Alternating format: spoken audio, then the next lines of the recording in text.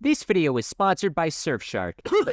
Hi everybody, I'm here in a forest. I don't know why or how I'm here, but I feel like I'm in more danger than usual. For the past 14 hours in here, I've been following these lemons around for anything. An exit, a treasure, maybe even a party like that one in Cars 2. No other party involving this specific fruit, please. I feel like that's definitely not good.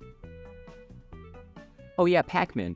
Aw man, that sure is 7/8 of a circle. For 43 years and 5.7 weeks, Pac-Man has been eating through mazes and our hearts. From your local bar and grill to former President Ronald Reagan congratulating a kid for getting a high score of 6 million when that is actually impossible in the classic game, the kid lied. He is undoubtedly one of the most recognizable characters ever. Now Namco, the company behind Pac-Man and a bunch of classic arcade games, recognized this and have plastered this little yellow freak virtually everywhere imaginable with a few exceptions. Like, I would hope there's not a Pac-Man morgue. But when it comes to the character itself and where he's put, that's when things start getting a little bit weird. Just like with a lot of long-lasting characters, they'll have a few major redesigns occasionally, but they'll still be the characters, and Pac-Man's no different. In my eyes, there's a three-way Venn diagram for Pac-Man designs. You got the classic circle with no limbs, the pizza, the pie, occasionally there's some eyes, but usually just the shape. It's easy to tell it's him. This archetype will very rarely have limbs, but there will almost always be no thoughts behind those eyes. Then you got the one with the solid orange gloves, the Pinocchio nose, and the goofy red boots. I think this one is just as recognizable as the first one, but I think it's utilized more. You can easily tell it's Pac-Man, it still has that lovely design, you know, it has like the same vibe as a nice elderly neighbor who everyone likes, and everyone in your family has a good relationship with them. He even has no teeth 95% of the time, just like an old person, so you know he's a friend.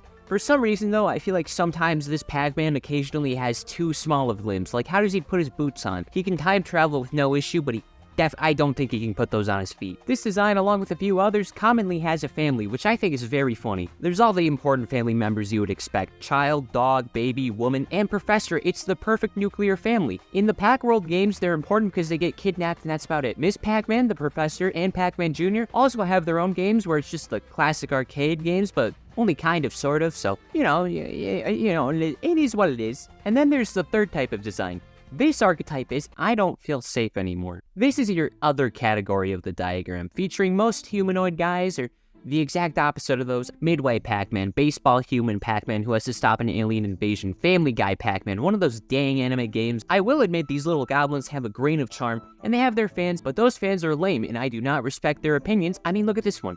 This is the fourth worst looking design, and it makes me feel like I need a safety word. With these three major groups, then you got the rest of the other Pac-Men. They'll pick and choose what aspects to keep, what to change. Will he be high on crack? Will he just be a functioning person? Or will he have a toddler brain? It's all that gunk that's important to an extent. But with all of the good designs, you can still go, oh, that's Pac-Man. Adam Sandler's Pixels, where he bites off the original creator's hand, that's a Pac-Man. He's a military feller, that's a Pac-Man. Car? Yeah, that fellow sure is yellow. The ghosts will also have their changes as well, but it's not nearly as often. They tend to just follow behind whatever Pac-Man looks like in a given game, though sometimes they aren't even ghosts, just these weird flesh blobs. In fact, the very first game showed Blinky with skin, which makes me question how Pac-Man disintegrates being touched by them. Like, maybe they have tiny knives and that's just them stabbing Pac-Man, I don't know. To an extent as well, I would argue the Pac-Man ghosts are overall just these little viruses of pure malice, being a danger in every possible situation. Speaking of which, my luck with phones this year has been absolutely miserable. This is like my sixth phone, and it's just been buggy lately. I think it's a phone virus. I didn't even know that was possible. Same thing for my laptop. I think the forced Wi-Fi is public. Like, I can smell the danger on my device.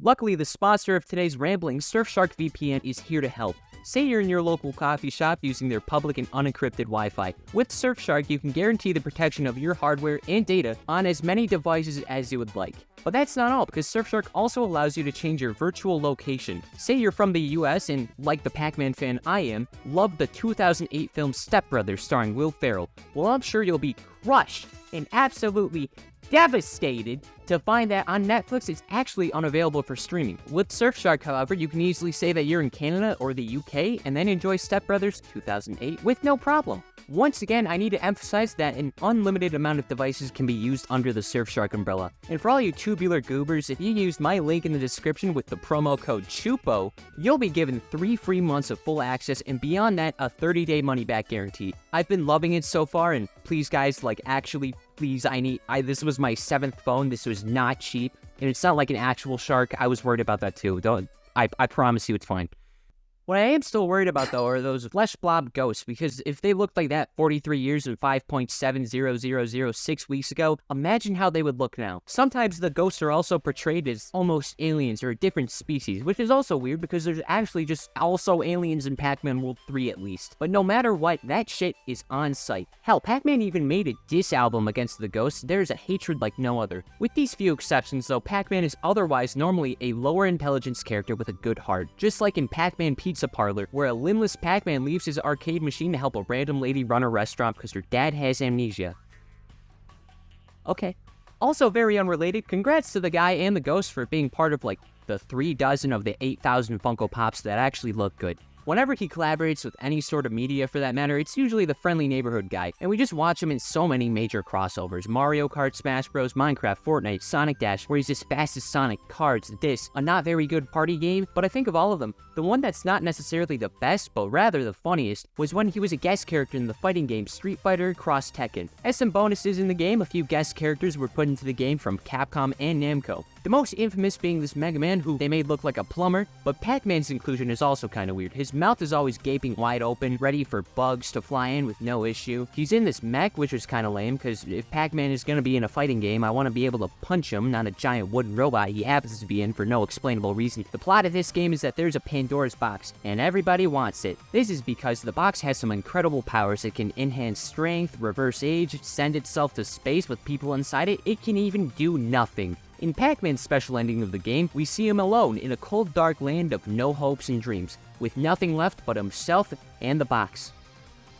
He eats it. Not only that, he becomes a kaiju and recreates a Pac-Man maze in like Boston or something. Say what you will about this little dude inside a bigger dude, that sounded much better in my head. Say what you will about Pac-Man and a robot, but at least he doesn't have teeth.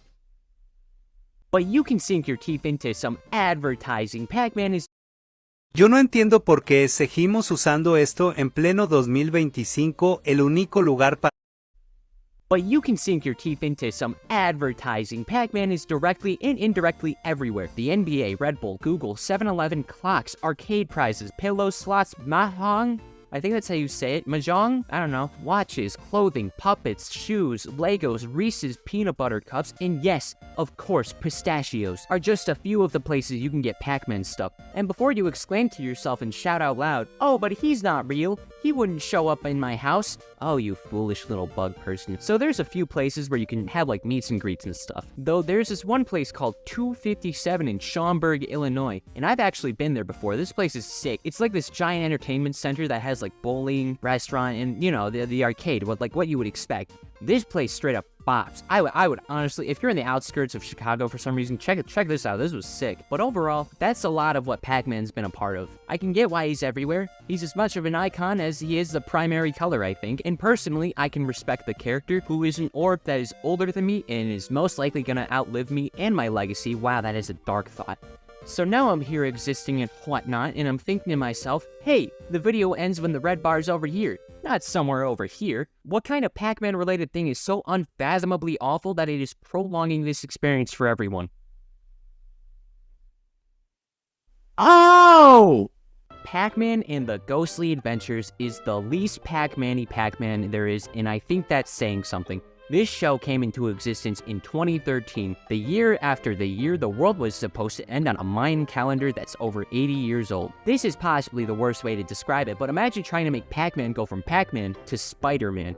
I'm not gonna explain what that means, but it makes sense to me. In this show, the Pac is back. Join Pac-Man and his high school pals, Girl in Red, and other characters like Circumference, Skibo the school bully, and the President of the United States, as they kill dead people deader and keep them in Pac-Man hell. Pac-Man also has powers here on this big power tree. Whenever Pac-Man eats one of these, he gets a power-up and elemental stuff like turning into a funky monkey, or being a planet, or losing all of his limbs like the classic Pac-Man. He and his friends will also just get gadgets for some reason. Like, this is too much. He should be waddling around in a maze eating things off the ground. This should be called not Pac-Man. I think my favorite part about the Pac world and Pacville as a whole is the naming system. It's just Earth, but everything has Pac in front of it. Pac burgers, Pac people, Pac bucks. Don't forget about the Pac Constitution, because the planet Pac is part of a Pac democracy. Now I wonder how many times in this video I've said the word Pac. Though with this way of naming, Pac-Man's name should technically just be Man, which is extremely funny to think about, especially since he can't be mad about it since his parents are dead. But unlike Spider-Man, they died in the Pac World War. Yes, this is real. See, the main bad guy of the show, Betrays, and also brother of the president, hates his brother and wants power. He lost and died, but technically didn't actually die, but is such a hater he got his entire army working for him. When bad people are bad in this universe, they don't get killed, but their bodies get taken away and they go to the netherworld. All ghosts try to get their bodies and noses back, but Pac-Man's special, since bright yellow Pac people can eat ghosts. I don't know why. It's purely a color thing. The Pac-Man in this universe has endangered his planet before, multiple times in fact. He was part responsible for the ghosts actually regaining access to the living world, and at one point he was responsible for a famine because the ghosts were one time like, oh, he can't eat us if he's full, and at that point the ghosts should have just starved the population. They were already almost there. The funniest part about all of this is that this wasn't even the first Pac-Man cartoon, because Hanna-Barbera released a show in the 80s, and that one's actually like other adaptations where he just has a family and runs away from ghosts and with the occasional cartoon antics. And also there is another Pac-Man president. Why are there two separate Pac-Man cartoons that feature presidents as primary characters? Despite this, I will still prefer the first one because there doesn't need to be a major World War plot, especially when your main character looks like this. Speaking of which, he looks like this. But why? It's Pac-Man, but it's not a very good one. To give an idea, here are two Pac-Goons. The one on the left is my personal favorite design for the guy ever. I wish this one was used a bit more. The proportions are just right. Amazing coloring. I prefer these red shoes over the boots. Just where others are good, others might be similar. This one is just wonderful. So when you compare it to my least favorite design, there's not that much that's different, and a lot of its flaws can be seen in other Pac-Man, but where they can get away with some of those issues, it's just enough to where this one is perfectly rancid. His gloves have fingers, his little shoe emblems extrude, his colors are whack, he's too shiny, his teeth pop in and out of his gums like cat claws. Pac-Man has had teeth in the past before, but it'll be like one giant tooth. That looks fine. This looks bad. This is not good. Giving Pac-Man only one tooth is fine, but tooth plural is blasphemy. Now that was a lot of negativity from me, but it's coming from a place of passion. Pac-Man is one of my favorite characters ever. He's just like me. He eats things, he runs away from things, he's a family man occasionally when it benefits. What more can you ask for? There's a reason he's been famous for around 43 years and 5.700126 weeks. He's simple, yet it's simply fun, and it just happens that occasionally slightly bigger hills will be made out of the Pac-Man anthill, and it works sometimes. And now thinking about it, I was right not to feel safe here, because everybody knows that if there's lemons in a forest, you need to watch out for ghosts. See, there it is. There's a ghost, just like Pac-Man. Oh yeah, don't forget about Surfshark and the VPN. Wait, shit. Don't forget about Surfshark VPN. It's in the description. Okay, bye now.